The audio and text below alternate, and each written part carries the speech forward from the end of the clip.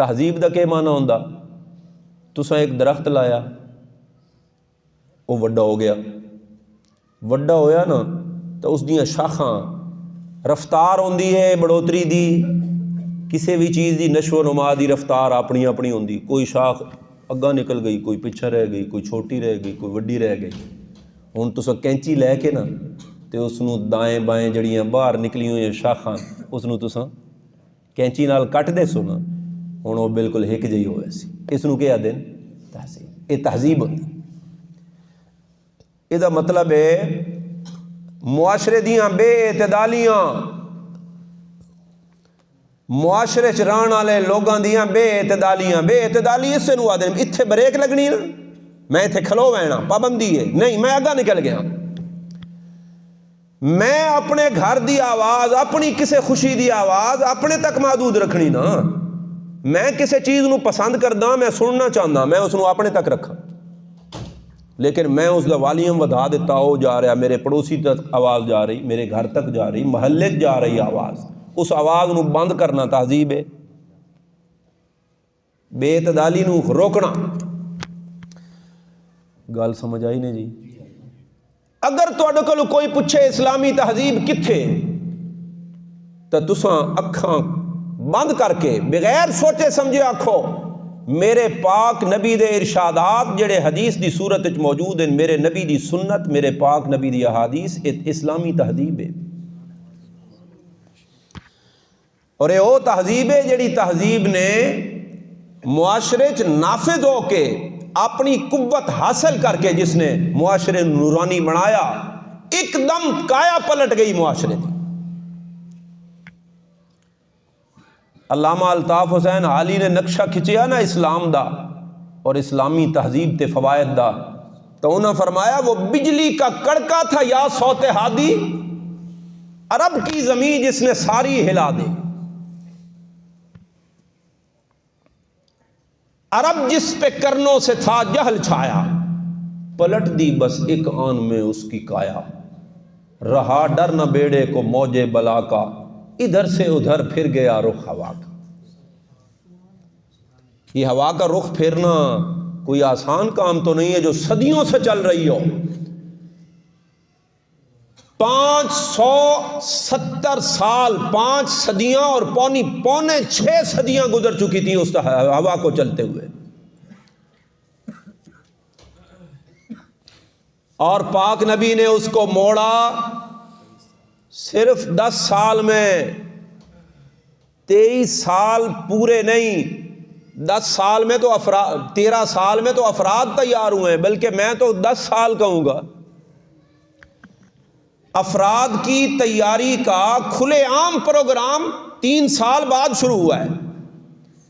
10 سال تک مکہ مکرمہ میں افراد تیار ہوئے ہیں جنہوں نے آ کے مدینہ منورہ میں ابتدا رکھنی تھی اسلامی تہذیب کی،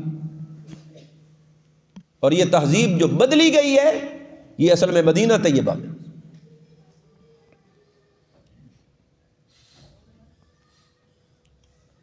اس لیے یہ مجرب تہذیب ہے۔ کیا ہے جی؟ مجرب کس کو کہتے ہیں؟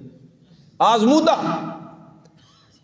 اس تہذیب کو آزمایا جا چکا ہے معاشرے میں۔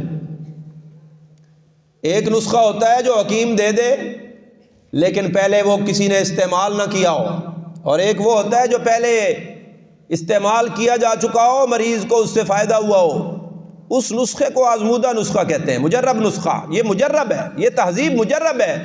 اس تہذیب کا تجربہ ہم کر چکے ہیں، اپنے گھروں میں دیکھ لیں، جتنی ہم نے اس تہذیب کی نقالی کی ہے یا وہ نقالی کرتے جا رہے ہیں، اتنے ہمارے گھروں میں حالات بد سے بدتر ہوتے جا رہے ہیں۔ زبانی نہیں، سامنے نہیں، یہ ہم ہندوستانیوں کی سخت دلی ہے کہ ہم مجلس میں بیٹھ کے کبھی اعتراف نہیں کریں گے، لیکن خلوت میں جس وقت بیٹھیں گے نا سننے والا کوئی نہیں ہوگا، اپنے نفس سے مخاطب ہو کے کہیں گے ہم نے کیا کیا، آج تک کیا پایا ہم نے اپنے بچوں کو یہ تہذیب دے کر۔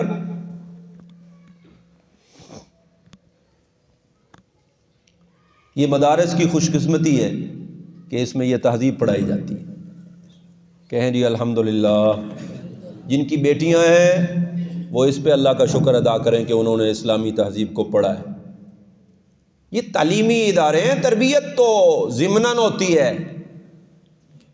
اگر کسی میں بے اعتدالی ہو، کسی اسلامی ادارے کے طالب علم یا طالبہ میں بے اعتدالی آپ کو نظر آئے، ہو سکتا ہے اساتذہ کی تربیت میں بھی کمی ہو، ممکن ہے بھائی، ہم بھی تو اسی طرح ہی اسی معاشرے کے لوگ ہیں نا، کمی ہوگی، لیکن یہ نہ کہا جائے کہ یہ انہی کی وجہ سے ہے۔ کچھ اپنے اندر بھی اختیاری چیزیں بھی ہوتی ہیں جس کی وجہ سے بندہ اس طرح نہیں اپنا سکتا جس طرح اپنانا چاہیے، لیکن اداروں کا اصل کام تعلیم ہے، تربیت ضمنی ہے، ہونی چاہیے۔ تعلیم کے اثرات تب ہوتے ہیں جب تربیت ہو، مدارس میں اس کا خیال ہونا چاہیے، ہے بھی۔ تو الحمدللہ آج جو ہم حدیث پڑھ رہے ہیں یہ ہماری تہذیب کا حصہ ہے، یہ اسلامی تہذیب کی بنیاد ہے، اس حدیث کا مضمون اسلامی تہذیب کی بنیاد ہے۔ آپ سمجھیں گے کہ تہذیب میں صرف معاشرت ہوتی ہے، بندہ رہن سہن کیسے کرے؟ نہیں، تہذیب کا بنیادی عنصر تو ہے یہ عقیدہ۔ کسی بھی تہذیب کی بنیاد ایمان پہ ہوتی ہے، عقیدے پہ ہوتی ہے، عقیدہ۔ آج جو حدیث ہم نے پڑھنی ہے یہ آخری حدیث ہے، اس میں اسلامی تہذیب کا بنیادی عنصر ہے، پہلا عنصر، اور یہ امام بخاری رحمۃ اللہ علیہ کی بڑی اونچی سوچ ہے۔ انہوں نے کتاب کو شروع کیا تو تب بھی اسی بنیادی عنصر سے شروع کیا، کتاب الایمان۔ پہلے تو ابتدا میں وحی کا تذکرہ بھی ہے اس کتاب کے شروع میں، لیکن وہ تمہید ہے، ایک مقدمہ ہے، اصل چیز تو کتاب الایمان ہے۔ ابتدا میں بھی اسی کا حوالہ، درمیان میں بھی اس کی تفصیل ہے ساری، آخر میں پھر کہہ دیا اسلامی تہذیب میں نماز بھی شامل ہے، عبادات ہیں، اس سے طبیعت میں ریاضت، طبیعت میں مشق پیدا ہوتی ہے، صبر پیدا ہوتا ہے، زکوٰۃ بھی، بخل ختم ہوتا ہے، حج بھی، بناوٹ ختم ہوتی ہے، تصنع ختم ہوتا ہے، عاجزی پیدا ہوتی ہے، اسی کا حصہ ہے باقی ساری بخاری اور بخاری کے سارے ابواب، وہ معاشرت ہو یا معاملات ہوں، حرام و حلال ہوں، دیگر اصول اور ضابطے ہوں۔ لیکن یہ بات یاد رکھو کہ اسلامی تہذیب کا پہلا عنصر، آخری عنصر، معتبر ترین عنصر، اہم ترین عنصر اگر کوئی ہے تو وہ بندے کے دل کے خیالات اور فکریات اور عقیدہ ہیں، اور ان عقیدوں میں سب سے بڑا عقیدہ یہ ہے کہ ساری کائنات میں اگر کوئی ایسی ہستی جس میں کسی عیب کا تصور نہیں، اور دنیا جہان کے تصوراتی جو خیالات اور دنیا جہان کے تصوراتی جو کمالات ہیں، ذہن جہاں تک کام کرتا ہے اس سے بھی آگے اگر کمالات کسی ہستی میں موجود ہیں تو وہ صرف ایک اللہ کی ذات ہے۔ ہر عیب سے پاک، ہر کمال سے متصف اگر کوئی ذات ہے تو کس کی ہے؟ زور سے بولیں۔ اسی کو ہم توحید سے تعبیر کرتے ہیں، توحید یہی ہے۔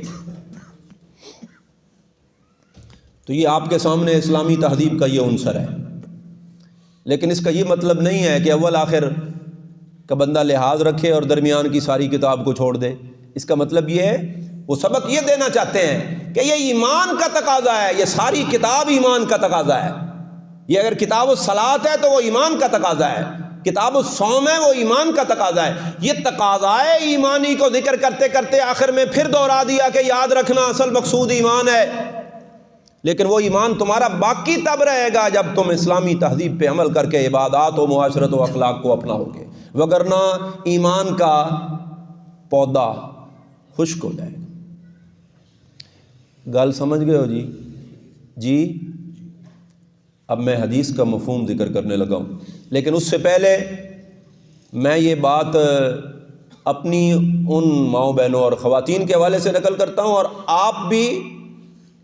آپ یہ نہ سمجھے کہ اگر خواتین کو کسی جگہ پہ یا عورتوں کے لیے کوئی تقریر ہو رہی ہو یا بیان ہو رہا ہو تو اس کے مخاطب صرف عورتیں ہوتی ہیں اور مرد اس کے مخاطب نہیں ہوتے۔ میرا خیال یہ ہے کہ اس سے زیادہ، ان عورتوں سے زیادہ عورتوں کی اصلاح کے حوالے سے تو مرد مخاطب ہوتے ہیں، اس لیے کہ عورتوں کی اصلاح کی ذمہ داری کن پر ہے؟ بولیں جی۔